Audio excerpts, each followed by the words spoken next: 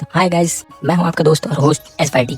तो आज एक बार फिर से आप सबसे मिलकर मुझे अच्छा मैं अपना वादा निभाने आया हूं। आज जब मैंने आपको बोला था कि हायोका का सीजन 2 लाऊंगा, पूरा एपिसोड 1 मतलब पूरा एक आर्क खत्म करने वाला। टोटल 3 एपिसोड का ये आर्क था जिसको मैं कंबाइंडली इस एपिसोड में बताऊंगा। आर्क का नाम है क्लब एप्लीकेशन आर्क। तो सीजन 2 की स्टार्टिंग है और मांगा में। और हाँ, जिनको मांगा के बारे में मुझसे पूछना है वो कमेंट में मुझसे पूछ सकते हो कि कैसे मांगा पढ़े। मैं आपको पूरी एक्सप्लेनेशन देने वाला हूँ इस एपिसोड का। तो चलिए इस वीडियो को स्टार्ट करते हैं। तो एपिसोड की स्टार्टिंग में सबसे पहले हमको पिछले एपिसोड का रिकैप दिखाया जाता है, जब मोरिकी और चिदांडा की दोनों ने अपने अपने स्ट्रीम्स ली थी। मोरिकी बताता है कि वो आर्ट स्ट्रीम लेगा और चिदांडा ने साइंस स्ट्रीम चुना था। मोरिकी फिर उसकी मदद करने के लिए उसको बोलता है साइंस स्ट्रीम में, बट वो अपने मन में वो करना सोचता है। आखिर में वो नहीं बोलता। उसी के साथ वो लास्ट एपिसोड का वो सीन वहीं पे खत्म होता है और ये नए सीजन की शुरुआत होती है। मोरिकी और चिदांडा सेकंड ईयर में पहुंच चुके होते हैं। इस एपिसोड की शुरुआत में मोरिकी और चिदांडा ऑडिटोरियम रूम में होते हैं। मैं आपको बता दूं कि इस स्कूल में हर स्टूडेंट को क्लब ज्वाइन करना कंपलसरी होता है, इसीलिए फर्स्ट ईयर में जो नए स्टूडेंट्स आए हैं उनको भी क्लब ज्वाइन करना पड़ेगा। तो फिर उनको क्लब में ऐड करने के लिए एक ऑडिटोरियम में शो हो रहा होता है जहाँ क्लब के मेंबर्स लोग अपने अपने क्लब के बारे में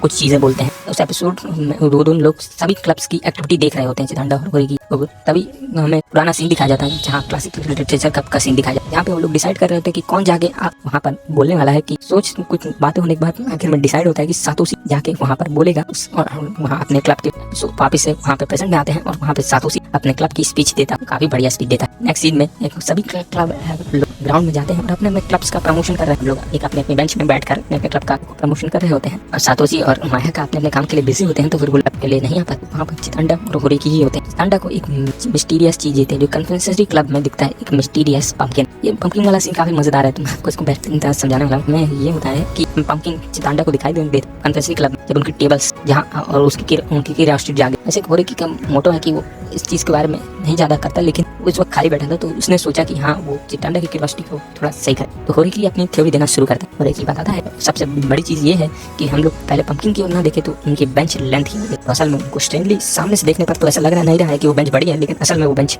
काफी ज्यादा बड़ी होती है। चिदांडा मोरिकी चीज को बोल देती है कि अगर उन लोग को वहाँ पे पंपकिन ही रखना था तो इतनी बड़ी बेंच क्यों ली। पर मोरिकी थोड़ा सोचता है और वो कुछ पॉसिबिलिटी दे कि मे भी उन लोग को लार्ज बेंच ऐसे ही मिल गई, लेकिन चिदांडा उसको मना कर देती है, या फिर उनका जनरल कमेटी के साथ कोई भाईचारा हो जिसके कारण उन्हें लार्ज बेंच मिल गई, इसको भी मना कर देते हैं चिदांडा। और फिर मोरिकी अपनी बेस्ट पॉसिबिलिटी देता है। लोग स्पेशल इक्विपमेंट के कारण जिस सेफ्टी के लिए बड़ी बेंच मिलती है सेटिस्फाइड होती है, बोलती है उन लोग इस टू का इस्तेमाल ही नहीं कर रहे हैं इस सेफ्टी के लिए स्पेशल इक्विपमेंट। मोरिकी फर्स्ट टाइम यहाँ पे रॉन्ग होता है पूरी तरह से और उस मोरिकी को चाय बनाना नहीं आता। तो फिर उसको यहाँ पे पता चलता है टी लीफ मिसिंग है। यहाँ चिदांडा मोरिकी की सारी पॉसिबिलिटी को ही नहीं तोड़ती बल्कि मोरिकी को रॉन्ग भी साबित करती है। एनिमे में एक नया कैरेक्टर आता है जो है जिसका नाम होता है, कैरेक्टर से मिलते हैं चिदांडा और मोरिकी जो होती है ओ हिनाटा फ्रॉम फर्स्ट ईयर। वो हिनाटा बताती है कि मे भी वो लोग दूसरी चीज का इस्तेमाल कर रहे हैं क्योंकि उनका प्लान चेंज हो चुका है, वरना वो पहले उस टू का इस्तेमाल करने वाले थे। पूरी तरह से इसको बदल देता है क्योंकि वहाँ पर नेम प्लेट कुछ और ही लिखा। सारी थ्योरी होने के बाद आखिर में चिदांडा को रियलाइज होता है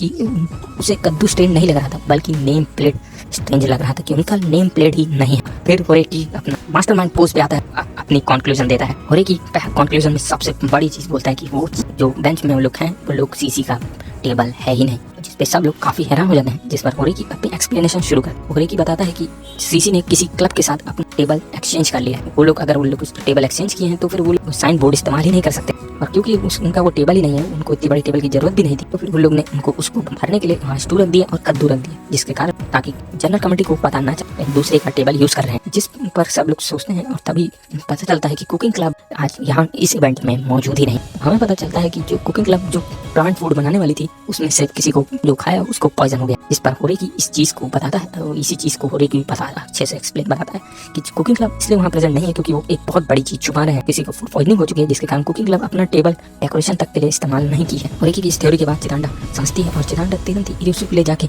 उस बच्चे की हेल्प करने जाती है और उसके फूड पॉइजनिंग में हेल्प करती है। इसी तरह से कुकिंग क्लब ने यहाँ पर उन लोग को बचा लिया, मना करवा लिया था, बट हाँ कुकिंग क्लब आज फंस चुकी थी। और आखिरी में ओ हिनाटा जो फर्स्ट ईयर की है उसने मोरिकी की इस माइंडसेट चीज देख कर फिर मैं क्लब ज्वाइन कर लिया, तो वो भी ऐसा टेम्पररी मेंबर की मतलब फुल मेंबर की ओर अभी उसने ज्वाइन नहीं किया। तो ये एपिसोड यहीं पे था। मैंने आप क्लब एप्लीकेशन आर्क का पूरा एपिसोड बताया है। इस एपिसोड के बारे में क्या सोचते हैं मुझे कमेंट करके जरूर बताएं। ये सारे आर्क में एक एक वॉल्यूम खत्म हो जाएंगे, तो टोटल 3 ही वॉल्यूम्स बचे थे, तो फिर वो 3 आर्क में खत्म हो जाएंगे। तो मैं बचे हुए 3 एपिसोड अपना आर्ट में रहूँगा, मतलब मांगा से नहीं होगा, तो मैं खुद से बताऊँगा जो एक अच्छी एंडिंग भी देगी इस एनिमे को। तो फिर हाँ, आप लोग चाहते हो कि नहीं कमेंट करके मुझे जरूर बताएं। हाँ, इस वीडियो में फिलहाल इतना ही था। बहुत बहुत शुक्रिया कि आप इस वीडियो को देख रहे हो। जय हिंद, जय भारत, वंदे मातरम।